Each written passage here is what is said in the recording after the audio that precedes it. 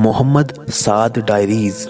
اللہ تمہاری چاہ سے کبھی انکار نہیں کرتا، مگر پتہ ہے اللہ نا تمہاری چاہت سے کبھی انکار نہیں کرتا ہے، وہ تو تمہارا کیا ہوا صبر بھی سنبھال کر رکھتا ہے۔ وہ بندے کی صدائے رد نہیں کرتا، وہ بہترین وقت پر نواز دیتا ہے۔ اور اگر تمہیں یہ معلوم ہو جائے نا کہ تمہاری ہر ایک تکلیف کے بعد تمہارے لیے کتنی آسانیاں لکھ دی جاتی ہیں، تو تم کبھی بھی اپنے اس حال پر نہیں رو گے، اور اللہ بہت جلدی تمہیں اتنا نوازے گا کہ تم خوش ہو جاؤ گے۔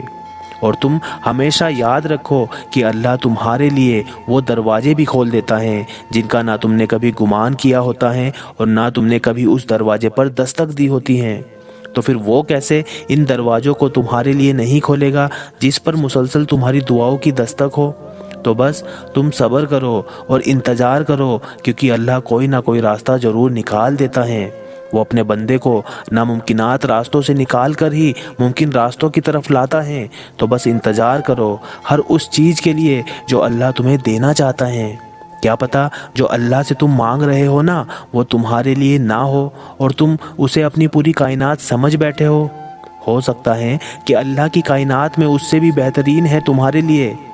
دیکھو صبر کرو اپنی کہانی کے لیے، کیا پتہ تمہاری کہانی کے باقی حصے اس حصے سے بہترین ہو، یا ایسا بھی ہو سکتا ہے تمہاری کہانی اوروں سے الگ ہو، بلکہ الگ دیکھو اور اس پر یقین رکھو کن کہنے تک کا۔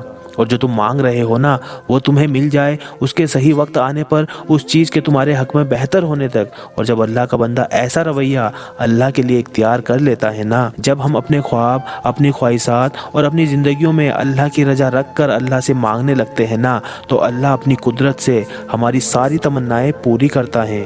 بس شرط یہ ہے کہ اللہ کی رضا کو اپنی چاہت سے آگے رکھا جائے، پھر ساری دنیا بھی تمہاری آنکھوں کے خواب چھیننا چاہے تو نہیں چھین سکتی ہے، کیونکہ آپ نے اپنے خواب اللہ کی ملکیت میں دے دیے ہوتے ہیں جو تقدیر سے بڑھ کر دینے والا ہے۔